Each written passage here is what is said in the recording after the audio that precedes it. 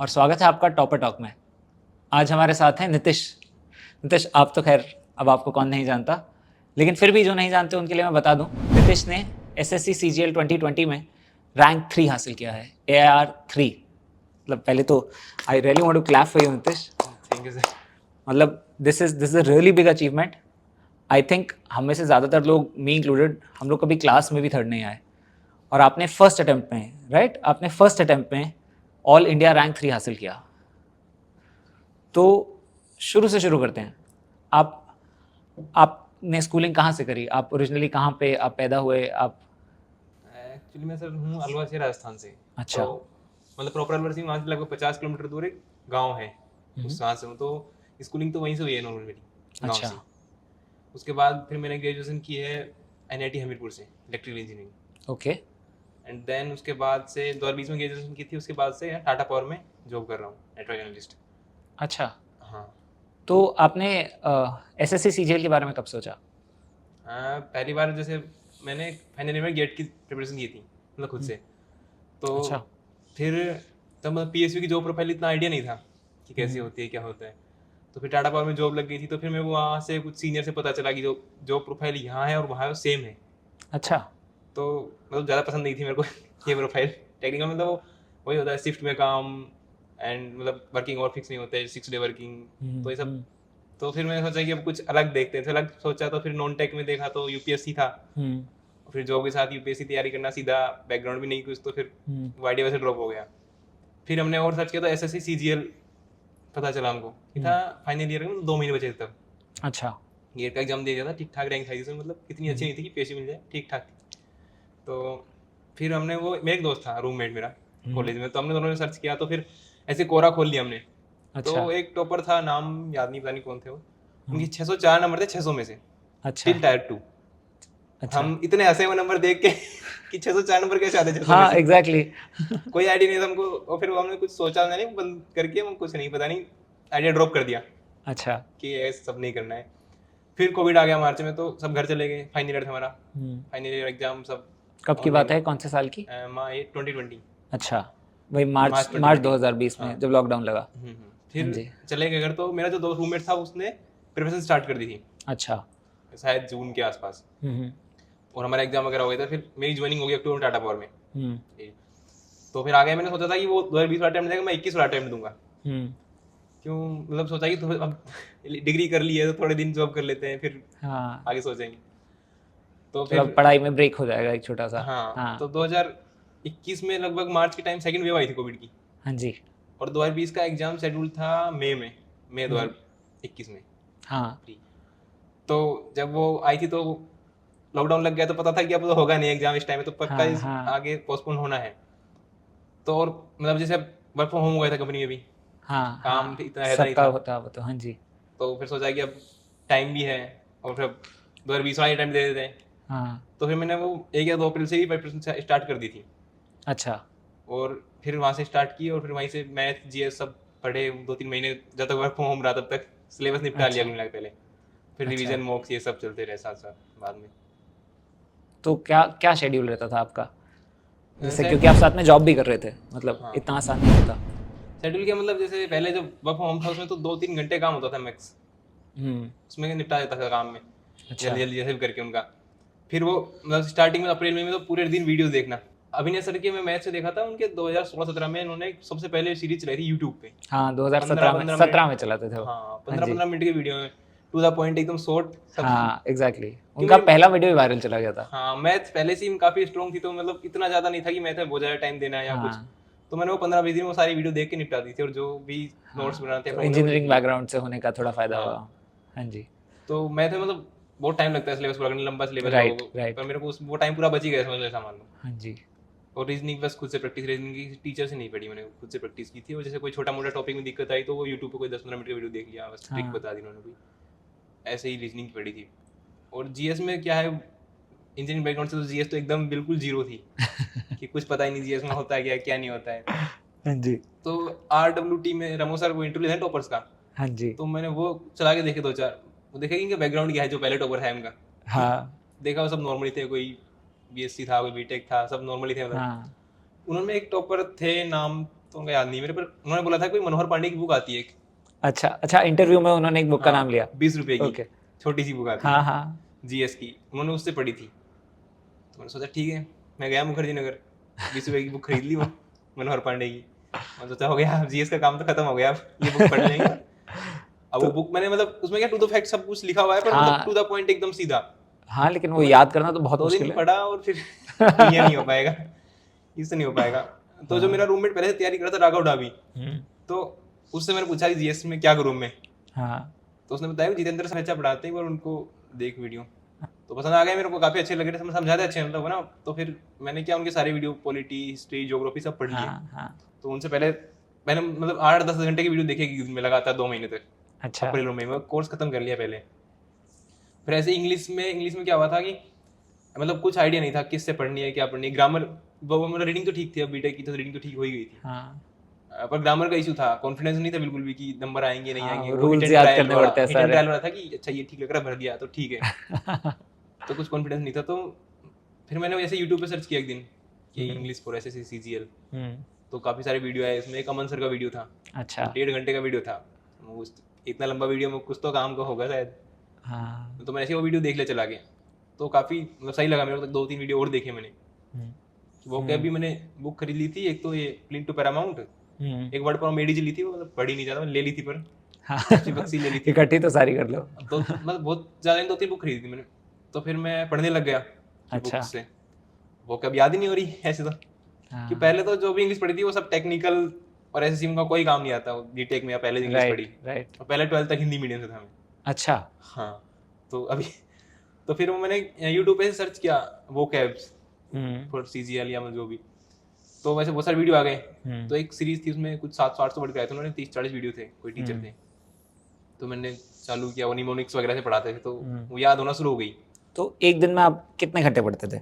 कितने घंटे, जैसे स्टार्टिंग में बताया मैं लेक्चर्स वगैरह देखता था, तब तो 8-9 घंटे के लेक्चर्स, फिर हाँ जो उस जी। लेक्चर्स में जो उस दिन देखा वो रिवाइज करना, अच्छा तो 10-11 घंटे उस टाइम हो जाते थे। अच्छा, तो मतलब रोज 8-9 घंटे आप यूट्यूब से या किसी ऐप से आप अकेडमी पढ़ाई से, करते थे, हाँ। और उसके बाद आप उसके 2-3 घंटे फिर रिवीजन करते थे। हाँ, हम्म। तो ये तो जब था, जब वर्क फ्रॉम होम था। जैसे ही वो अच्छा।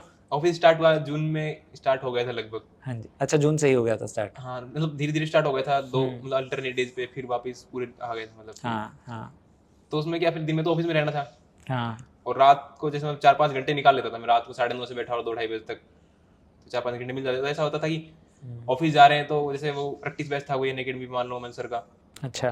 तो वो 2x पे चला लिया, ऑफिस जा रहे थे ईयरफोन लगा के, और देख लिया वो फटाफट, जो क्वेश्चन आ रहे हैं वो स्किप करते गए, आगे नहीं आ रहे उनमें वो समझा रहे हो देख लिया।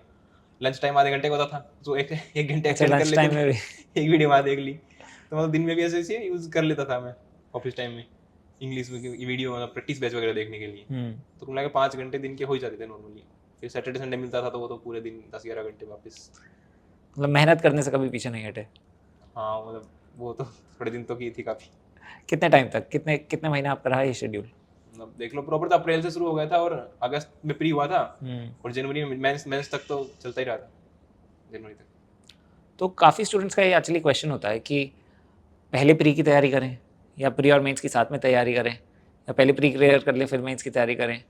तो आपका आपका क्या नहीं, मैंने टेक्निक था? उस हिसाब से तैयारी की थी कि मतलब प्री में और मेंस में कोई अंतर नहीं है। वहाँ भी अच्छा मैथ्स आएगी, वही इंग्लिश आएगी, सेम टॉपिक्स हैं। अच्छा। शायद लेवल थोड़ा बहुत मतलब मैथ्स में ऊपर हो जाता है हाँ मेंस जी। में, पर मैंने उसी हिसाब से तैयारी की थी कि मतलब एक बार ही पढ़ना है जो पढ़ना है, आगे प्रैक्टिस ही करनी है वापस।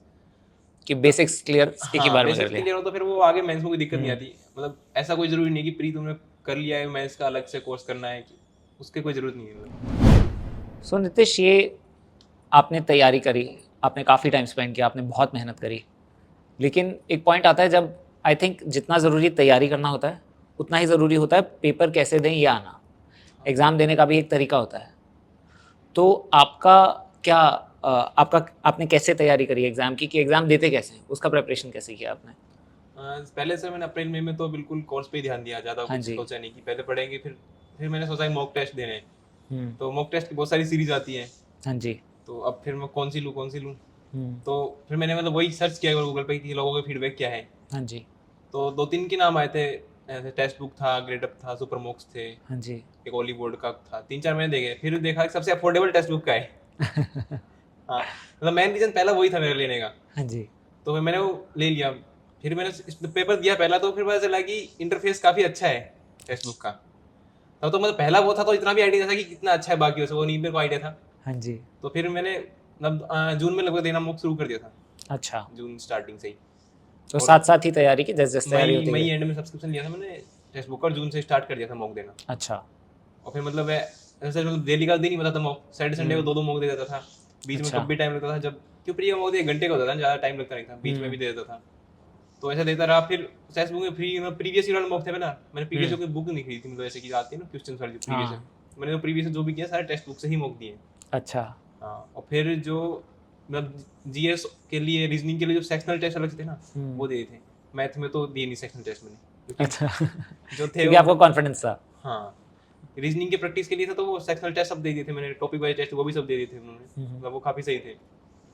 फिर जब वहाँ तक तो ठीक था, फिर जब मेंस की आई मॉक की बारी, तब मतलब इंग्लिश के मॉक तो टाइम कम लगता था ना, 1-1.5 घंटे में, 1.25 घंटे में, 1.5 घंटे में हो जाते थे मॉक। मैथ में तो 2 घंटे में फिर वो दिमाग खाली रहता है मॉक देने के बाद। हाँ।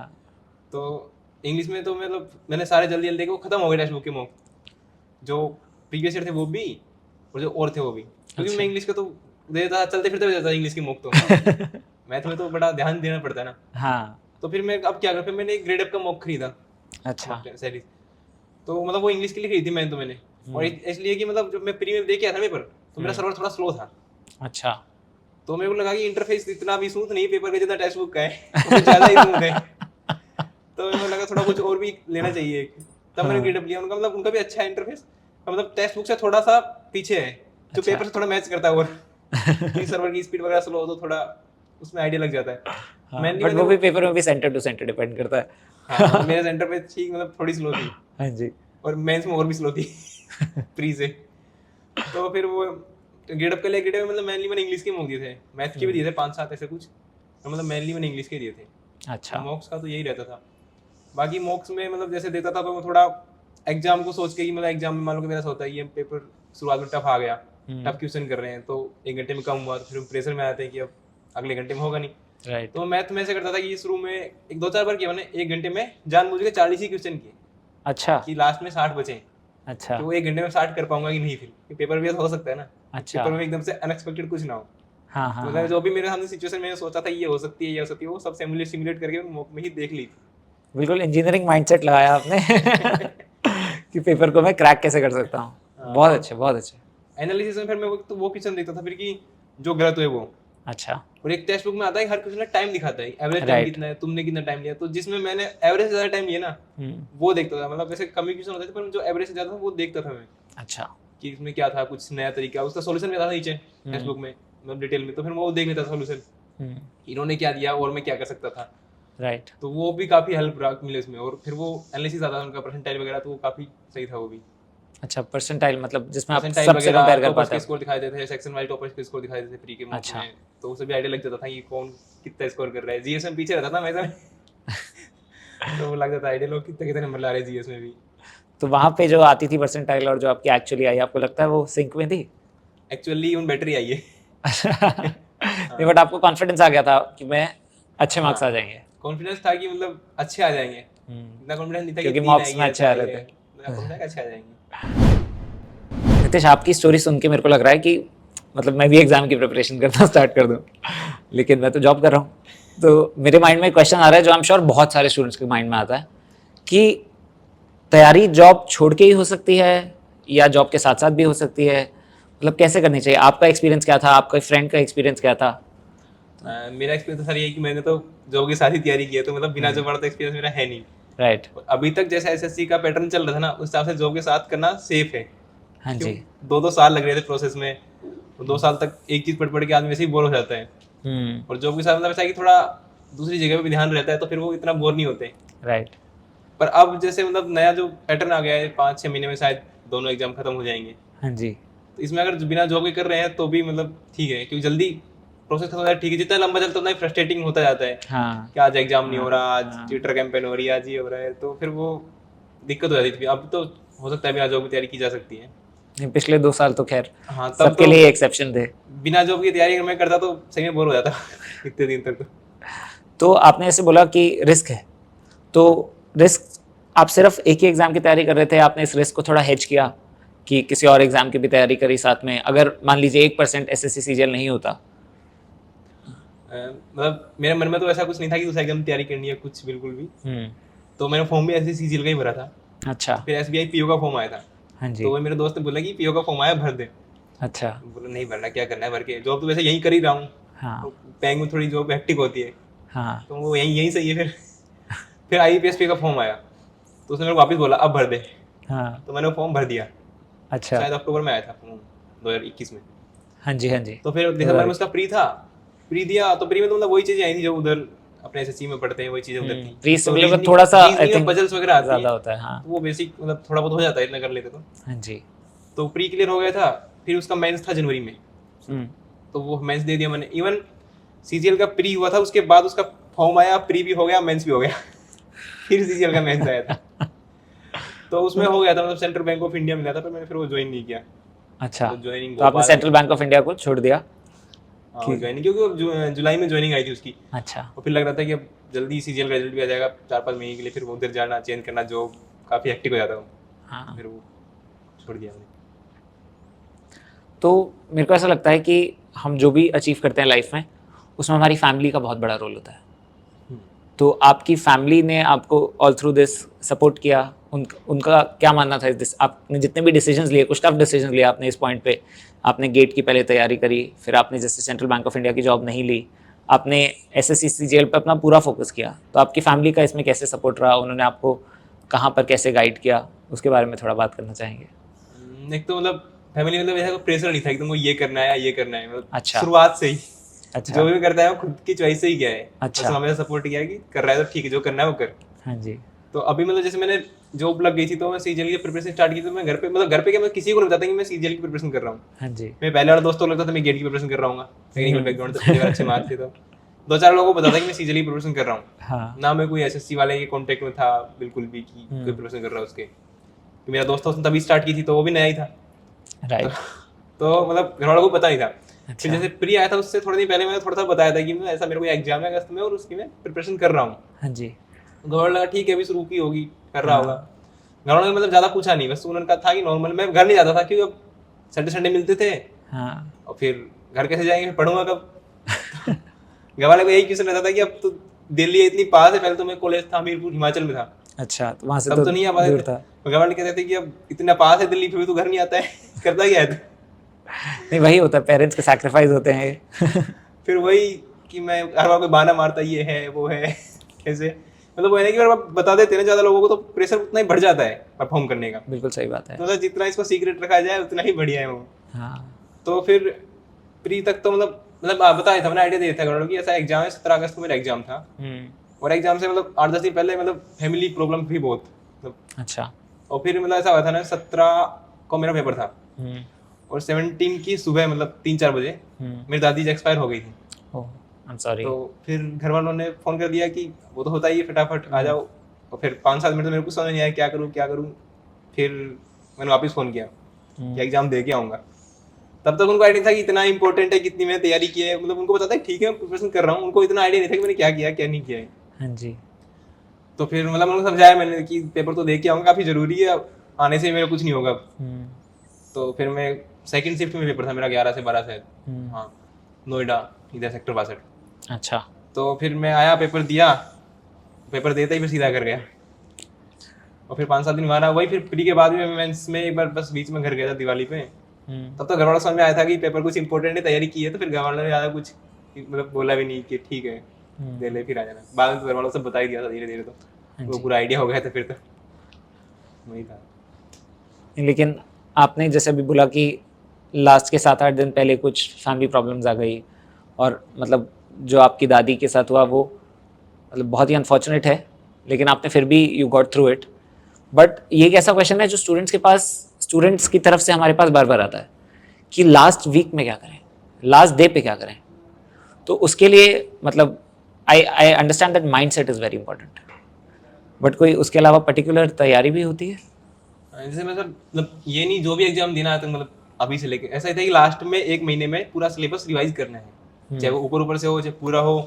तो मैंने जैसे 1 महीना बचा था ना, जैसे मतलब प्री का, तो मैंने डिसाइड कर लिया था कि सब चीज़ें दोबारा मेरे को पढ़नी है। 1 महीना 20-25 दिन बचेंगे शायद लगभग तब। तो मैथ्स में जो फॉर्मूला वगैरह थे, जो इंपॉर्टेंट क्वेश्चन मतलब जो नोट्स में लिखे थे वो, इंग्लिश के पूरे ग्रामर वोकैब, जीएस के पूरे नोट्स, रीजनिंग के तो नोट्स थे नहीं।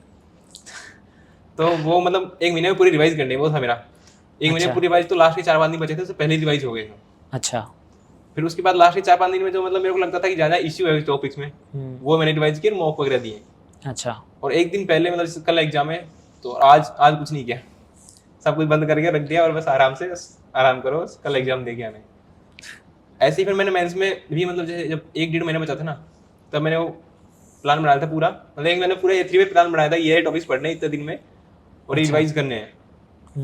मतलब ये लास्ट रिवीजन बहुत जरूरी है, ये चीज़ें करंट में देखी हो तो ज़्यादा याद रहती है।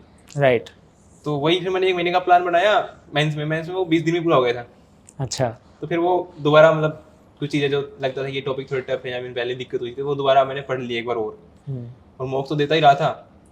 और लास्ट के मतलब जैसे 29 को था एग्जाम, 29 जनवरी को, तो लास्ट के 2-3 दिन में कोई मॉक नहीं था, 2-3 दिन पहले मैंने मॉक देना बंद कर दिया था। अच्छा। हाँ, तो उसके बाद से 2-3 दिन मॉक नहीं दिया, बस थोड़ा बहुत तो इश्यू था टॉपिक में, वो थोड़ा देख लिए कि लगता है फॉर्मूले वगैरह देख लिए मैथ के, और लास्ट दिन कुछ नहीं किया। उससे पहले एक दिन 29 को मेरा मेन एग्जाम था और 28 को AA वाला पेपर था, वो दिया था मैंने। ओके। तो 28 को मैं सुबह निकल गया था उधर से, हाँ जी। इधर नोएडा पेपर था और दूसरा था फरीदाबाद मेंस। हाँ। तो वो दिया शाम को पेपर, और फिर यहाँ से गया उधर फरीदाबाद शाम को ही, अगले दिन वो पेपर दिए। फिर मतलब 1-2 दिन पहले कुछ नहीं किया, बस आराम किया पेपर से एक दिन पहले। अच्छा, तो मेरे को लगता है हमने एग्ज़ाम के बारे में काफ़ी बात करी। मैं एक चीज़ आपसे जानना चाहूँगा, जब आपको पता चला कि आपकी ऑल इंडिया रैंक 3 आई है, एक तो आप कहाँ थे, आप क्या कर रहे थे, और आपने सबसे पहले क्या किया? सबसे पहले तो मतलब ये अभी रिजल्ट आया था लगभग 7 बजे शाम को, तो 10-12 मिनट बाद मेरे को पता चला था। राइट। उस टाइम में था मतलब पास में ग्राउंड है हाँ जी। फुटबॉल का। ओके। शाम को मैं दौड़ने वगैरह जाता हूँ रोज, मतलब अच्छा। पूरे प्रिपरेशन में, मतलब फिजिकल एक्टिविटी थोड़ी जरूरी है, तो थोड़ा एक्टिव रहता है आदमी, दिमाग हाँ, माइंड। हाँ। मैं वही था, मैं ग्राउंड में ही था। तो मेरे को पता चला रिजल्ट आया, तो फिर मैंने देखा, हाँ। वहीं मैं मतलब ग्राउंड में बैठा था, तो रिजल्ट देखा, फिर मैंने चेक किया। मैं मतलब नाम तो नहीं सर्च किया, मैंने रोल नंबर के लास्ट के 4 डिजिट आते हैं मेरे, 7127, मैं सीधा वो सर्च किया 7127। फिर मैंने देखा कि B06 और रैंक 3 थी। हाँ। तो मैंने नाम देखा, नाम नीतीश कुमार था, तो मैं शायद है तो मेरा। और B06 थोड़ा कंफ्यूज था कि ME वाला है या कुछ और कोड था, भूल गया था कोड में। फिर वो कोड वाली लिस्ट आती थी साथ में, हाँ। वो खोली, तो फिर वो ME था। मतलब एक तो ऐसा नहीं, पहले से पता था लगभग कि वो आजकल आंसर की आती है, rank list, rank IQ platform पर रैंक पता चल जाती है लगभग। अच्छा। तो मतलब वो एक्साइटमेंट नहीं था कि एकदम से आप पता चला कि रैंक 3 आएगी, मतलब पहले आने वाली है वो। तो मतलब थोड़ा था कि मतलब हाँ अब ऑफिशियली आ गई है।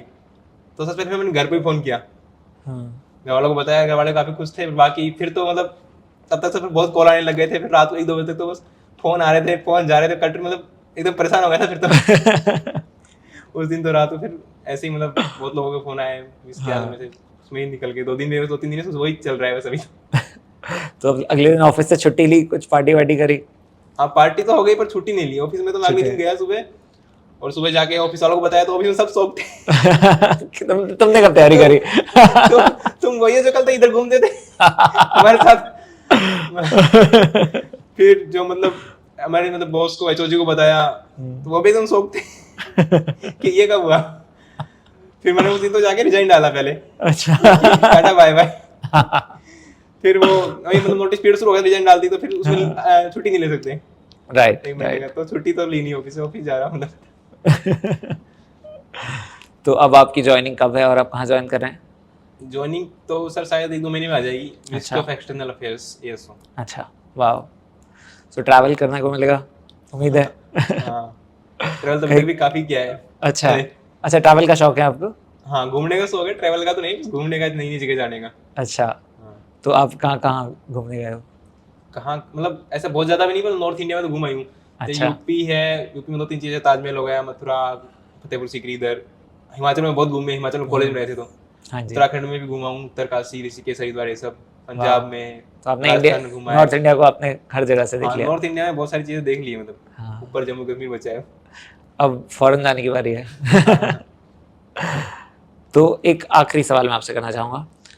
तो हमारे बहुत से स्टूडेंट्स को ऐसे लगता है कि यार ये ना नेचुरली गिफ्टेड हैं, इनके साथ इसलिए इनका हो गया। तो आपको क्या लगता है, आप स्कूल में कैसे स्टूडेंट थे? क्या आप शुरू से ही आगे रहते थे पढ़ाई में? तो और ओवरऑल आपको लगता है कि किस मतलब हमारे स्टूडेंट्स से अगर हम बात करें, अगर आप उन्हें डायरेक्ट उनसे एक बार डायरेक्ट बात करें और उनके इस क्वेश्चन का आंसर करें कि क्या नेचुरल टैलेंट होता है ये, या फिर कोई भी तैयारी करके प्लानिंग, जैसे आपने बिल्कुल बताया, आपने क्लियर एक विजन बनाया, आपने बहुत प्लानिंग करी, आपने इंजीनियरिंग माइंडसेट यूज़ किया पूरी अपनी प्रिपरेशन को ब्रेक डाउन करने में, छोटे पार्ट्स में एनालाइज कर किया हर चीज़ को, और फाइनली फिगर आउट किया कि कहाँ पे आप लैक करते हैं, आपको क्या करना चाहिए। तो क्या is it more about the process और is it more about talent? जैसे मतलब सब 4 सब्जेक्ट है तो किसी ने सबका एक ना एक सब्जेक्ट अच्छा होता है। तो मेरा मैथ था, मैथ मतलब मैं शुरू से ही बहुत अच्छा था वो, अच्छा। पहले से ही। और उसमें मतलब कह सकते हैं नेचुरल था थोड़ा वो, क्यों मेरे मम्मी पापा दोनों का मैथ काफ़ी अच्छा है, कैलकुलेशन भी स्पीड काफ़ी अच्छी दोनों की। इवन मेरी भी इतनी अच्छी नहीं थी, अब हो गई होगी ज़्यादा उनसे। तो वो थोड़ा मतलब मैथ में कह सकता हूँ कि थोड़ा नेचुरल था। हाँ जी। इंग्लिश तो मतलब बिल्कुल कॉन्फिडेंस था इंग्लिश में, तो इंग्लिश तो शुरू से जीरो से ही पढ़ी मैंने एकदम। अच्छा। क्यों मैंने ग्रामर का भी कोर्स किया है, वो भी बिल्कुल जीरो से पढ़ी है। जीएस भी एकदम जीरो थी। और जब मैथ अच्छी होती है तो रीजनिंग अपने आप अच्छी हो जाती है। राइट। तो सबका मतलब ऐसा था कि कोई ना कोई सब्जेक्ट अच्छा होता है, तो वो या तो उन्होंने पहले ज़्यादा पढ़ा होगा या शुरू से इंटरेस्ट ज़्यादा रहा होगा। राइट। कुछ ना कुछ तो होता ही है। तो ऐसा भी नहीं है कि सब सब्जेक्ट किसी के अच्छे होते हैं, सब में नेचुरल टैलेंट है सब, पर मतलब हाँ एक सब्जेक्ट मैथ में मेरा काफ़ी था। और पहले मेरे को नहीं लगता था, पहले मेरे को लगता था कि सबका ऐसे होता होगा नॉर्मल। फिर अब जैसे मैं जैसे लोगों से बात की है ना कि लोगों को इतने इश्यू आते हैं, इतने मार्क्स आते हैं, तब मेरे को लगने लगा कि अच्छा मतलब मेरा बहुत टाइम बच गया मैथ के कारण। नहीं तो टाइम डबल हो जाता कि मैथ का सिलेबस बहुत बड़ा है। राइट। अब लगता है मेरे को, तब तो मेरे को लगा नहीं था। राइट। थैंक यू नितेश, आपसे बात करके हमको बहुत अच्छा लगा। मतलब मैंने इतना कुछ सीखा आपसे बात करके कि अपनी, मेरे को लग रहा है कि मैं अपनी लाइफ में कितना इम्प्रूव कर सकता हूँ, कितनी और चीज़ों पे फोकस कर सकता हूँ। और कॉन्ग्रेचुलेशंस आपको हमारी Thank you, पूरी sir. टेक्स्ट बुक की टीम की तरफ से।